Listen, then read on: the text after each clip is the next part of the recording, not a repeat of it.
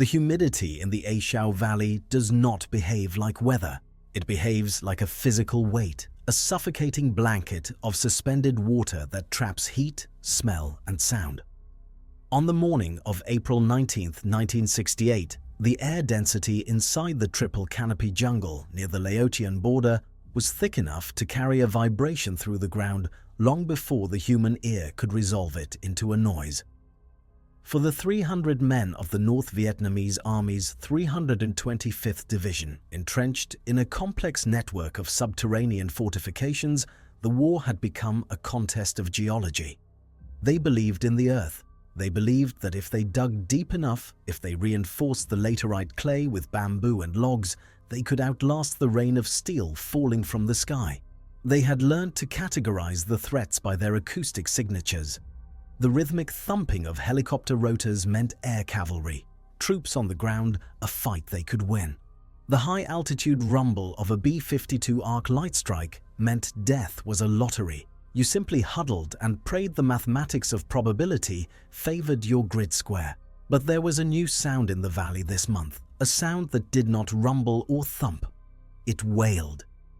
It was a harmonic dissonance, a mechanical scream that seemed to tear the sky open miles before the aircraft became visible. It was the specific, terrifying acoustic signature of twin General Electric J79 turbojet engines operating at low altitude, pushing 30 tons of aluminum and ordnance through the heavy tropical air. To the men on the ground, it sounded like a banshee, a mythological spirit heralding death. But the horror wasn't spiritual. It was industrial. The sound was the auditory warning of a weapon system designed not just to kill, but to consume. The troops in the valley were about to encounter a collision of chemistry and delivery tactics that would dismantle their understanding of cover and concealment. They were about to learn that in modern warfare, you can be buried under 20 feet of earth and still die of exposure. 2 hours prior to this acoustic arrival, inside the command bunker of Sector 4, Senior Captain Nguyen Van An sat before a map spread across a crate of ammunition. The air in the bunker was cool, smelling of damp earth and stale tobacco. An was a veteran of the French War. He had seen the colonial forces break against the jungle like water against rock. He held a briefing for his platoon leaders, men who looked to him for the certainty that kept panic at bay. The topic was the increasing American air activity. One of his lieutenants, a young man named Bao who had trained in the north, expressed concern about the fire jelly reports coming from the Delta. Captain An dismissed the concern with a gesture of practiced indifference, tapping the heavy timber ceiling of the bunker. He cited the doctrine of the People's Army. "The American relies on the explosion," An said, his voice steady, echoing off the clay walls. "He believes that if he makes a loud enough noise, we will vanish. But look around you. We are not on the ground, we are part of it. Their bombs fragment upwards, their rockets strike the surface. Unless they hit this ventilation shaft directly, which is statistically impossible, we are ghosts to them. We hold the belt of the enemy. We stay close. When the fire comes, it burns the trees. We are the roots. The roots survive." The platoon leaders nodded, scribbling notes. It was a comforting logic. It was a doctrine of resilience that had held true against artillery and mortars. It was an institutional arrogance born of survival, a belief that the earth itself was their ally. It was a fatal miscalculation. The arrogance of the 325th Division was not based on stupidity. It was based on an obsolete dataset. They were preparing for high explosive impacts and fragmentation.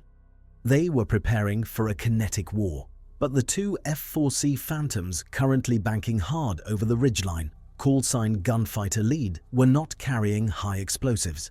They were carrying a weapon that ignored the laws of ballistics and operated on the laws of fluid dynamics and thermodynamics. They were carrying the BLU-27B. To understand the terror that was approaching the Aishau Valley, one must look away from the jungle and into the sterile laboratories of Harvard University and the boardrooms of Dow Chemical in the mid-1940s and 50s. The weapon, known colloquially as napalm, had existed in World War II, a simple mixture of gasoline and a thickening agent made from aluminum naphthenate and aluminum palmitate, hence the name napalm. It was effective, but it had flaws. It burned too fast. It was too liquid. If you ran fast enough, you could sometimes shake it off. It was a weapon of the 1940s. The Cold War demanded optimization. The US military needed a substance that didn't just burn. They needed a substance that adhered.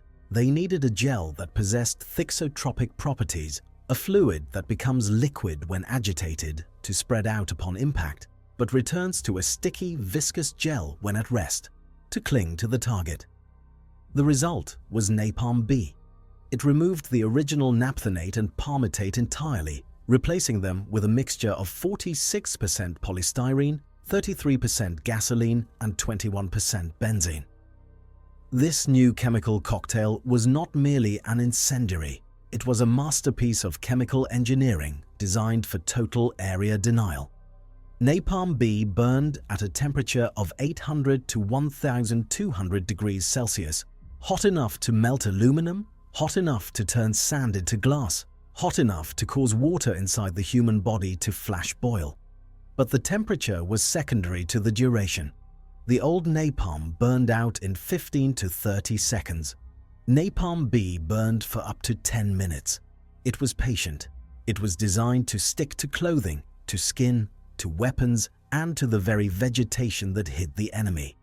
It was hydrophobic, meaning water would not extinguish it. In fact, trying to wash it off often spread the burning gel across a wider surface area of the body.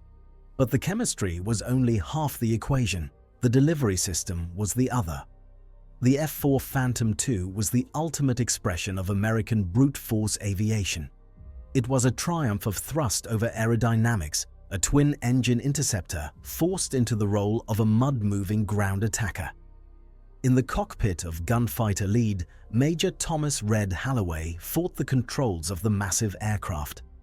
The Phantom was heavy, unresponsive at low speeds, and smoked like a coal train, making it visible for miles. But it had power. The J-79 engines produced nearly 36,000 pounds of thrust in afterburner. Flying a napalm run required a specific, terrifying profile. You couldn't drop it from high altitude.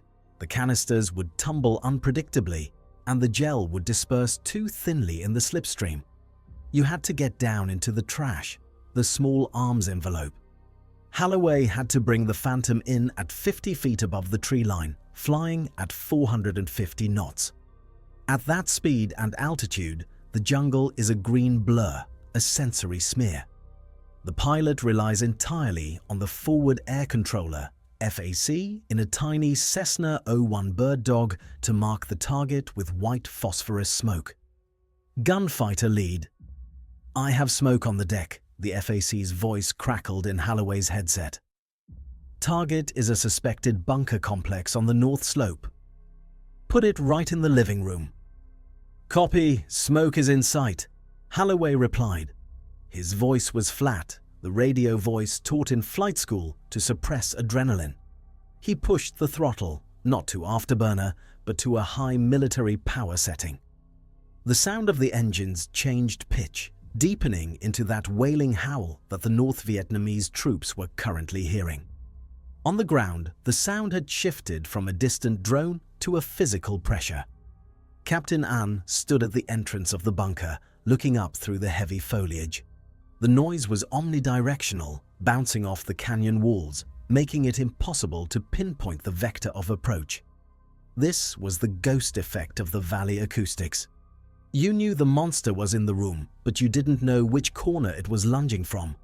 Then, the jungle canopy simply parted. The F-4 didn't look like a plane. It looked like a dark geometric shape tearing through the fabric of the air. It was there and gone in a heartbeat, leaving behind a wake of turbulence that shook the leaves.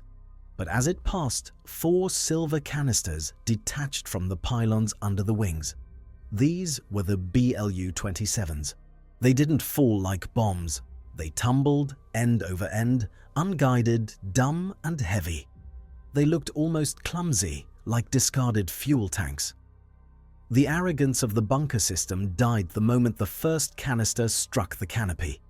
It didn't explode with a sharp crack like a fragmentation bomb.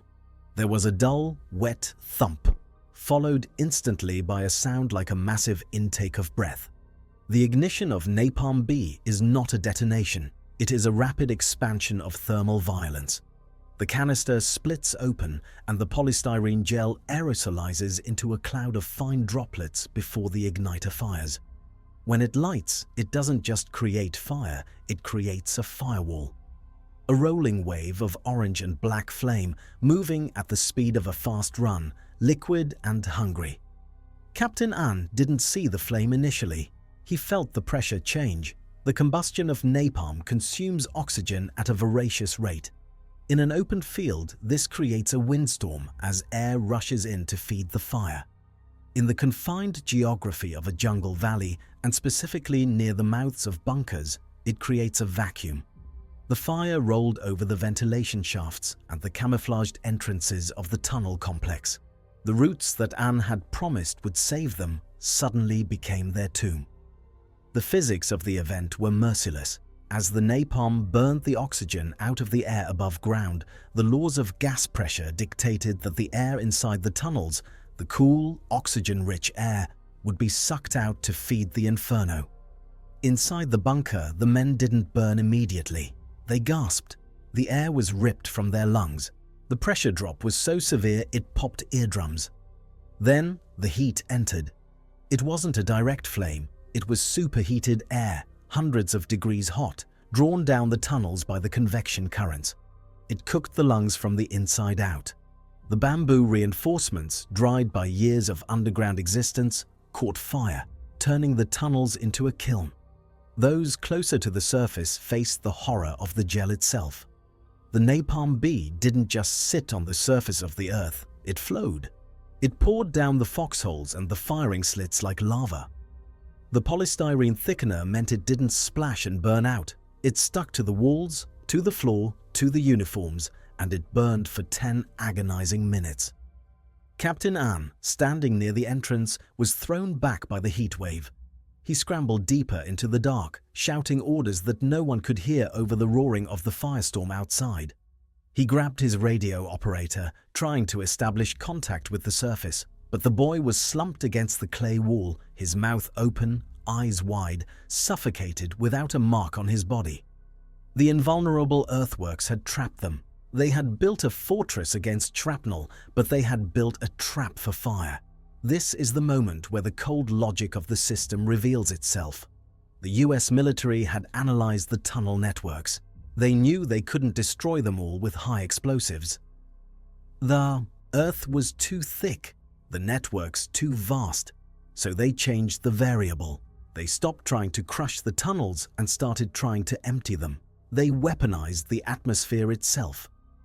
The investigation of this event, if one were to conduct a forensic autopsy of the battle, reveals that the North Vietnamese defeat was not caused by a lack of bravery or discipline. It was caused by a doctrinal lag. They were fighting a war of geometry, angles of fire, depth of cover. The Americans were fighting a war of chemistry. The NVA assumed that if they could not be seen, they could not be hit. The US response was to remove the need for precision. You don't need to see the enemy if you can ignite the entire grid square he occupies. The F-4s circled back to assess the damage. From 3,000 feet, the jungle floor was a black scar, a tear in the green canopy smoking with a thick, oily darkness. The smell of burning benzene and roasting organic matter drifted up to the cockpit, penetrating the oxygen masks of the pilots. It was a smell that every pilot in Vietnam knew, a smell that stuck to flight suits and haunted nightmares. But the horror was not just in the dying, it was in the living. For the NVA troops in adjacent sectors, miles away, the sound of the strike was the primary psychological weapon.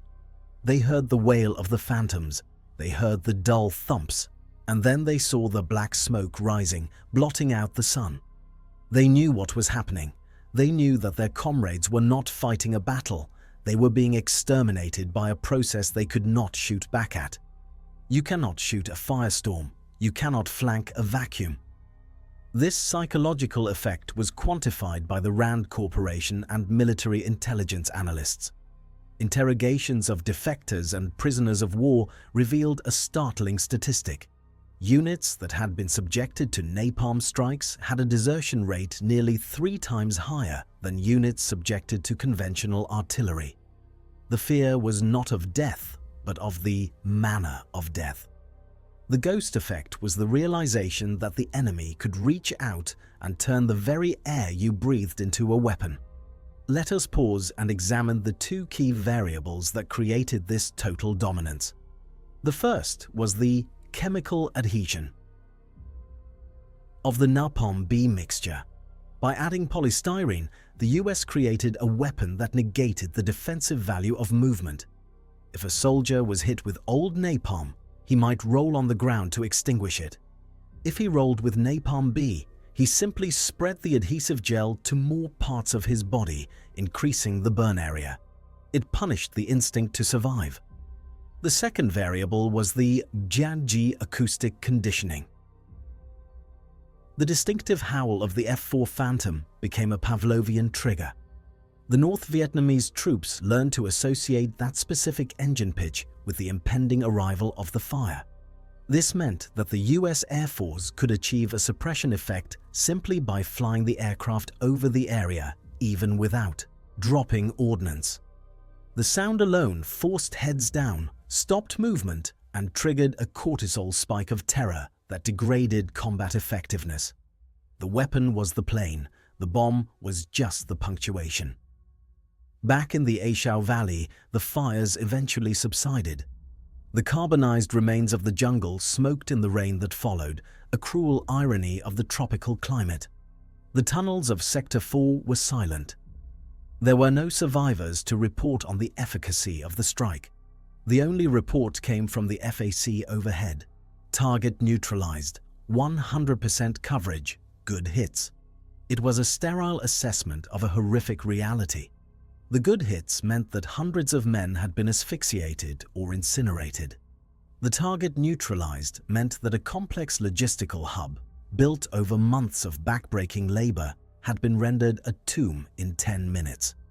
The philosophical implication of this technology is profound. The Cold War is often remembered as a standoff of nuclear missiles, a theoretical war of Armageddon. But in the proxy wars in the jungles of Vietnam, the system was testing the limits of conventional destruction. Napalm B was the result of a system that viewed war as an engineering problem. The enemy is digging? Fluid dynamics says we can flow fire into the hole. The enemy is hiding? Thermodynamics says we can raise the ambient temperature until life is unsustainable. The arrogance of Senior Captain An, "We are the roots," was destroyed by the reality that roots are organic and organic matter is fuel. The US military had turned the NVA's greatest strength, their connection to the land, into their greatest vulnerability.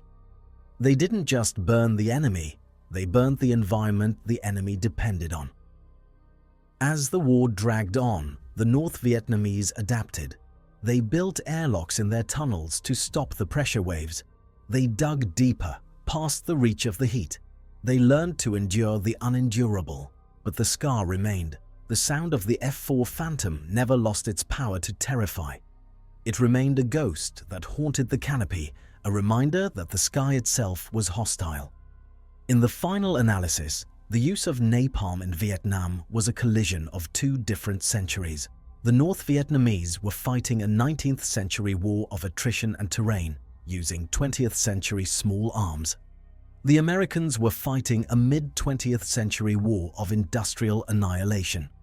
The tragedy is that the industrial power won the battles, but the attrition won the war. The napalm could burn the roots, but it couldn't stop the forest from growing back. However, on that morning in April 1968, inside the burning clay of Sector 4, there was no philosophy. There was only the sound of the engines fading into the distance, leaving behind a silence that was heavier than the humidity. It was the silence of a system that had worked exactly as designed. The narrative of the A Shau Valley strike is not just a story about a weapon. It is a story about the sensory experience of modern warfare. We often focus on the visual, the explosion, the muzzle flash, but for the North Vietnamese, the war was auditory. It was the sound of the B-52s opening their bay doors miles above, a sound like a distant subway train. It was the thwop-thwop of the Hueys, and above all, it was the banshee wail of the Phantom. To understand the depth of this horror, we must look at the pilot's perspective again. Major Holloway returned to Ubon, his aircraft lighter by 4,000 pounds. He climbed out of the cockpit, his flight suit soaked in sweat, not from heat, but from the intense concentration of low-level flight. He debriefed with intelligence officers who wanted to know about secondary explosions, about anti-aircraft fire. They didn't ask about the sound. They didn't ask about the terror. They dealt in metrics of destruction, but the ground crews knew. As they rearmed the Phantom for the next sortie, loading 4 more silver canisters of Napalm B, they handled them with a strange reverence. They knew what was inside. They knew that they were loading liquid nightmares onto the wings of a machine that was already terrifying enough. The Wolfpack of the 8th Tactical Fighter Wing prided themselves on their efficiency. They could turn a jet around in 20 minutes. It was an assembly line of violence. This industrial efficiency is what made the American war machine so formidable and so frightening. It wasn't just that they had napalm. It was that they could deliver it hour after hour, day after day, with the regularity of a mail train. The NVA could hide, but they couldn't rest. The sound was always there. Let's return to the chemistry for a moment, to the specific molecular cruelty of polystyrene. When the canister breaks, the gel splatters. But unlike water, which beads up, the polystyrene chains uncoil and flatten, increasing the surface area of contact. This is called wetting. It ensures that the fuel is in maximum contact with the target before ignition. It is a chemical embrace. When Captain Ann told his men they were the roots, he was using a metaphor of stability. But napalm ignores metaphors. It treats wood, flesh, and cloth as simple carbon chains to be broken down for energy. The heat generated is so intense that it creates a phenomenon called superheated air aspiration. Even if a soldier is not touched by the flame, one breath of 800-degree air destroys the alveoli in the lungs instantly. Death comes from drowning in one's own fluids, a reaction to the thermal trauma. The survivors of such strikes, and there were few from direct hits, often spoke of the breath of the dragon. They described a sudden wind that pulled them toward the explosion, followed by a heat that felt like a physical blow. They spoke of the smell, a sickly sweet odor of gasoline and roasted meat that lingered in the valley for days. This sensory memory is what the title of our investigation alludes to. Horrified by napalm strikes they could hear coming. The horror wasn't just the strike, it was the anticipation. It was the knowledge that the sound of the J-79 engines meant the dragon was awake. It was the helplessness of knowing that your rifle, your grenades, your discipline, none of it mattered against a liquid fire that fell from the sky. The psychological impact extended to the American troops as well. Many GIs who witnessed close air support runs with napalm were visibly shaken. They cheered the destruction of the enemy, yes, but there was often a silence afterwards, a recognition that they had just witnessed something primal and obscene. It was a weapon that stripped away the veneer of civilized warfare. There is no chivalry in jellied gasoline. In the years following the war, the A Shau Valley remained a desolate place. The foliage grew back, aggressive and green, covering the scars on the land. But the chemical footprints remained. The soil in some areas was contaminated. The unexploded ordnance lay waiting, and the ghosts of the 325th Division remained in the collapsed tunnels, a silent testament to the day the earth failed them. The lesson of the Archival Valley is a lesson in the limits of fortification. We build walls, we dig bunkers, we create systems of defense based on the threats we know. But technology is always evolving to bypass the wall, to penetrate the bunker. The NVA prepared for the hammer. The Americans brought the torch. The arrogance of the root speech is the arrogance of all static defenses. It assumes that the enemy will play by the rules of the previous war. It assumes that geometry can defeat chemistry. But in the high-stakes poker game of the Cold War, the US military was always looking for the cheat code, the technological leap that would render the enemy's hand worthless.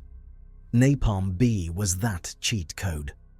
As we look back at this event, we must strip away the politics of the Vietnam War and look at the raw mechanics of the conflict. It was a clash of systems. The North Vietnamese system was built on human will, camouflage, and endurance. The American system was built on mobility, firepower, and technology. The ghost effect was the manifestation of the American system's ability to project power without presence.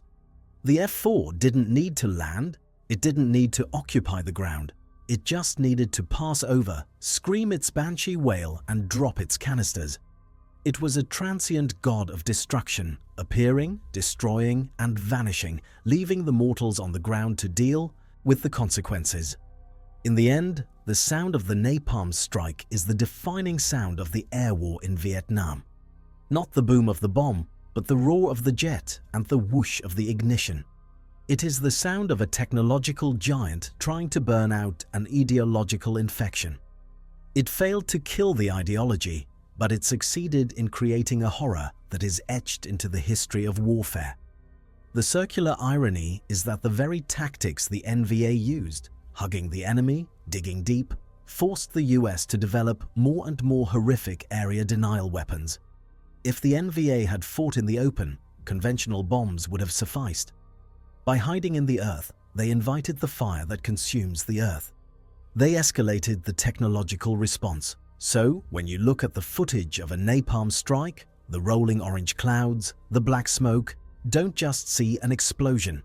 See the chemistry, see the polystyrene chains, see the thermodynamics of oxygen depletion, and hear the sound that traveled miles ahead of the flame, the sound that told the men in the dark that their time had run out. The briefing in the bunker, the confident words of Captain An, the belief in the safety of the routes. It all evaporated in 10 minutes of thermal violence. The map he was looking at, the crate he was sitting on, the air he was breathing, all of it became fuel. The system didn't care about his bravery, the system only cared about the flashpoint of carbon. And that is the ultimate horror of the Cold War's technological race. It reduced human beings to variables in a physics equation. If variable A, tunnel depth, is greater than variable B, bomb penetration, then apply variable C, napalm. Equation balanced, target neutralized, the silence returns to the valley. The F-4s are long gone, retired to museums or scrapyards. The J-79 engines are cold, but in the memory of the land and in the history of military doctrine, the scream of the phantom and the heat of the napalm remain. They serve as a grim reminder that there is no hole deep enough to hide from a determined enemy with a mastery of chemistry. The roots may survive the fire, but the men hiding among them did not. This is the legacy of the BLU-27B, a canister of glue and gas that changed the psychological landscape of a war. It proved that you can hear horror coming, you can know it is arriving, and you can be utterly powerless to stop it. The arrogance of the bunker died, replaced by the humility of the ash. The Archival Valley is quiet now, but if you listen closely to the history, you can still hear it. The low, mournful wail of the phantom, dragging its tail of fire across the sky, hunting for the roots. The story of the napalm strike is a story of escalation.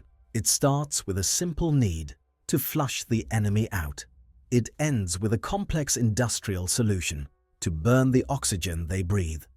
It is a testament to the terrifying ingenuity of the military-industrial complex. When faced with a problem, it doesn't just solve it, it obliterates the parameters of the problem. The North Vietnamese troops learned this lesson the hard way. They learned that the sky was not just a dimension of travel, but a dimension of death.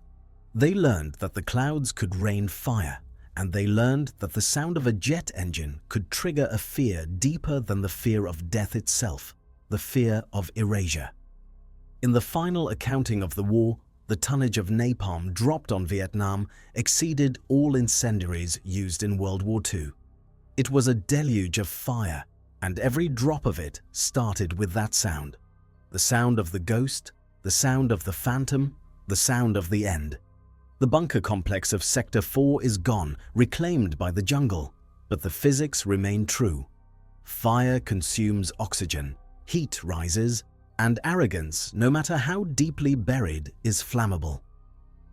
As the sun set over the charred valley on that day in 1968, the smoke drifted east towards the sea. The war would go on for 7 more years, but for the men of the 325th Division, the war ended in that single blinding moment of ignition. They had bet on the earth, and the sky had answered with fire. The terrifying reality of the ghost effect was that it wasn't supernatural. It was entirely, brutally natural. It was the harnessing of the laws of nature to kill. And that, perhaps, is the most frightening thing of all, that we can take the building blocks of our world, carbon, oxygen, sound, and rearrange them into a nightmare.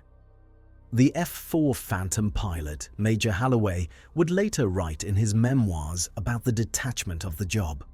"You don't see the people," he wrote. "You see the coordinates, you see the smoke, you watch the canister tumble, and then you see the bloom. It's almost beautiful in a terrible way, like a flower opening in fast motion, a flower made of hell." This aesthetic of destruction is part of the paradox. How can something so horrific be so technically elegant? The BLU-27 was a perfect design for its purpose. It did exactly what it was meant to do. It didn't jam, it didn't fail. It delivered its payload and ignited. It was a triumph of engineering and a tragedy of humanity. The North Vietnamese troops who heard it coming knew this paradox. They knew that the machine approaching them was a marvel of the modern age, and they knew it was coming to kill them. The cognitive dissonance of admiring the weapon while fearing its effect is a unique feature of modern combat. But in the moment of the strike, there is no admiration, there is only the instinct to breathe. And when the air turns to fire, that instinct becomes the mechanism of death. The roots were burned, the bunker was breached, the arrogance was silenced, and the Phantom flew on, searching for the next target, its engines howling a warning to anyone who dared to listen. Hide if you want, dig if you must, but the fire is coming, and it knows where you breathe. The legacy of that sound echoes through military academies and engineering schools to this day. It is a case study in area denial. It is a chapter in the book of psychological warfare, and it is a gravestone for the men who thought they were safe beneath the earth. Ultimately, the story of the napalm strike is not about the fire. It is about the vulnerability of the human condition. We are soft, oxygen-dependent creatures living in a world of hard, combustible materials. When war exploits that dependency, it creates a horror that transcends politics. It touches the primal fear of the caveman looking out at the lightning. Only this time, the lightning was man-made, and it came in a canister marked Blue 27B.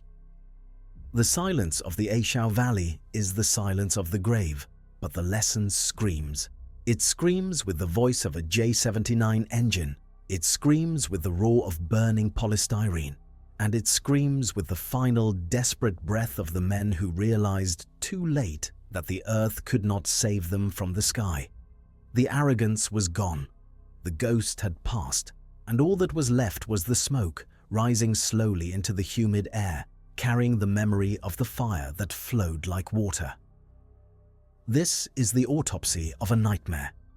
A nightmare born in a lab, delivered by a jet and endured in a hole. A nightmare that you could hear coming from miles away, giving you just enough time to realize that there was nowhere left to run. The final image is not of the fire, but of the map in the bunker curling into ash. The lines of the border, the contours of the valley, the symbols of the units, all erased by the heat. The war of maps was over, the war of fire had won, and the roots of the jungle, deep in the blackened earth, waited for the rain to wash the scars away, knowing that some burns never truly heal. They just get covered by the green, waiting for the next time the sky decides to scream. The cycle of innovation and destruction continues. New weapons replace the old, drones replace phantoms, thermobarics replace napalm, but the dynamic remains. The arrogance of defense versus the ingenuity of offense, the bunker versus the bomb, the root versus the fire. And in that dynamic, the soldier on the ground is always the variable that gets cancelled out. He is the one who hears the sound. He is the one who feels the heat. He is the one who pays the price for the system's perfection. The horror of the Aishau Valley is not an anomaly. It is a feature of the system. It is the inevitable result when industrial capacity meets ideological resistance. It is the sound of the modern world arriving in the ancient jungle, bringing with it the gifts of chemistry and the promise of oblivion. And so the story ends where it began, with the sound that is no longer there but is never truly gone. The sound of the napalm strike, the sound of the phantom, the sound of the horror they could hear coming from miles away.